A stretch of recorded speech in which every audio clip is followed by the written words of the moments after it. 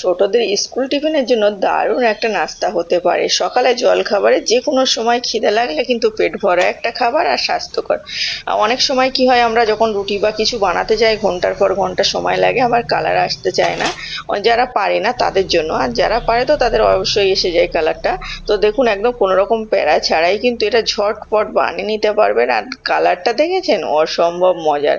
দেখতে যতটা লোভনীয়, খেতে ততটাই টেস্টি। আর একদম সহজভাবে বানিয়েছি এই তুলার মতো এই রেসিপিটা। আসুন দেখে নেওয়া যাক কিভাবে বানালাম। প্রথমে একটা মিক্সিং বোলের মধ্যে আমি 2 কাপ আটা নিয়ে নিচ্ছি, তারপরে দিয়ে নিচ্ছি স্বাদ অনুযায়ী লবণ, আর দিয়ে নিচ্ছি এখানে চিনি। চিনি দিয়েছি 2 থেকে 4 টেবিল চামচের মতো। একটু মিষ্টি মিষ্টি হয় বলে একটু মিষ্টিটা দিয়েছি। ইস্ট দিয়ে নিচ্ছি 1 টেবিল চামচ। এখন কুসুম গরম জল নিয়েছি, অল্প অল্প করে দিয়ে একটা ডো তৈরি করে নেব। জলটা একেবারে দেব না, তাহলে কিন্তু বেশি নরম হয়ে যেতে পারে বা বেশি শক্ত। তাই জন্য অল্প অল্প করে জল দিতে হবে। বেকিং পাউডার দিয়ে নিলাম 1/2 টেবিল চামচ। আর তারপরে বাকি জলটা দিয়ে আমি এখানে মেখে নিচ্ছি। এখানে জলের পরিমাণ লেগেছিল 2 কাপ আটার জন্য 1 কাপের মতো জল লেগেছিল। তো আমি অল্প অল্প করে দিয়ে প্রথমের দিকে ভালোভাবে মেখে নিচ্ছি, তারপরে কিন্তু হাত দিয়ে ডলে ডলে মেখে নেব। এই ডোটা সকলের জানি পারফেক্ট হয়, যাদের পারফেক্ট হয় না তাদের জন্য একটা ছোট্ট টিপস: হালকা কুসুম গরম জল দিবেন, খুব বেশি গরম জল দিবেন না, তাহলে কিন্তু এই ডোটা পারফেক্ট হবে। আর হাত দিয়ে এভাবে মাখতে হবে বেশ কিছুক্ষণ সময় নিয়ে। এই সময় নিয়ে এই রেসিপিটা বানালে কিন্তু সকলের ডোটা যে কোনো ক্ষেত্রে পারফেক্ট হবে। দেখুন, হাতে তেল নিয়ে নিয়ে আমি এভাবে কিন্তু ডলে ডলে 2 থেকে 3 মিনিটের মতো মেখে নিচ্ছি। এই তো ভালোভাবে মেখে একটা ডোয়ের মতো তৈরি করে নিলাম, একটা বলের মতো তৈরি হয়ে গেছে। এখন এটার উপর থেকে চাইলে একটু সাদা তেল দিয়ে নিতে পারেন। আমি যেহেতু অনেকটা তেল দিয়ে মেখেছি আর উপর থেকে আর তেল দিলাম না, এটা এখন ঢাকনা দিয়ে ঢেকে রেখে দিচ্ছি কিছুক্ষণের জন্য রেস্টে।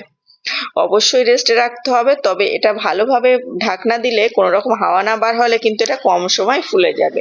আমি এখানে 20 মিনিটের মতো রেখেছিলাম। 20 মিনিট পরে এটা ভরে গেছে। আর আমি একটা কন্টেনারের মধ্যে রেখেছিলাম। তো দেখুন, ভরে যখন গেছে তখন আমি হাত দিয়ে তুলে একটু এভাবে তুলে নিলাম। আর এর মধ্যে যে একটা হাওয়া হয়েছিল সেটা বাবলসটা বার করে নিব। ঠিক এইভাবে ডলে ডলে মেখে নিতে হবে। এই তো ভালোভাবে 1 মিনিটের মতো আমি এইভাবে ডলে ডলে মেখে নিয়েছি।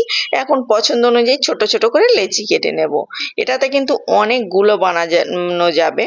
নান রুটি, বন রুটি, যে কোনো কিছু বানাতে গেলে ডোটা পারফেক্ট হলে সকলের কিন্তু এই রেসিপিটা পারফেক্ট হবে। তো আমি যেহেতু এই নাস্তাটা বানাচ্ছি, আর দিয়ে একটু চৌকো চৌকো করে শেপ দিলাম। আর তারপরে একটা চামচ দিয়ে এভাবে একটু কেটে নিচ্ছি। চাইলে এখানে ছুরিও ব্যবহার করতে পারেন। অবশ্যই যেন কেটে যায় উপরের দিকটা, না হলে ফুলে কিন্তু বলের মতো হয়ে যাবে। তো আমি এভাবে কেটে কেটে নিচ্ছি আর সাইজ করে চৌকো চৌকো করে শেপ দিয়ে নিচ্ছি। আর এভাবে সবগুলো কেটে নেওয়ার পরে কিন্তু ওপর থেকে একটু সামান্য পরিমাণে সাদা তিল ছড়িয়ে দিতে হবে, তাহলে এটা দেখতেও ভালো লাগবে আর খেতেও ভালো লাগবে। দেখুন, সাইডে কিন্তু একটা কড়া বসিয়ে দিয়েছি, কড়ার মধ্যে পরিমাণ মতো তেল দিয়েছি। তেলটা যখন একটু গরম হয়ে গেছে তখন আমি একটা একটা করে এই ডোগুলো দিয়ে নিচ্ছি। এই ডোগুলো দিয়ে একটু সময় নিয়ে মানে সময় নিতে হবে। যখন নিজে থেকে ফুলে উঠবে তারপরে কিন্তু ওল্টানো পাল্টানো করতে হবে। তো আমি প্রথমের দিকে এখনো কিন্তু উল্টাইনি, বেশ কিছুক্ষণ পরে ফুলে উঠেছে, তারপরে কিন্তু উল্টে নিচ্ছি কালার করে। আর দেখেই বুঝতে পারছেন যে সাদা তিলগুলো দিয়েছি সেগুলো চিপকে আছে। অবশ্যই সাদা তিলটা অপশনাল, চাইলে দিতে পারেন, হাতের কাছে না থাকলে না দেওয়ার দরকার নেই।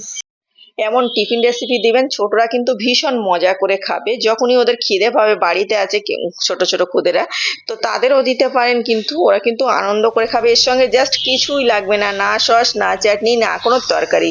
শুধু এটা মিষ্টি মিষ্টি খেতে অসম্ভব মজার লাগে। অনেকটা টেস্টে না বাউলির মতো মনে হয়। তো এভাবে আমি বেশ কিছুক্ষণ সময় নিয়ে কালার করে ভেজে নিচ্ছি, তবে খুব বেশি সময় নয়।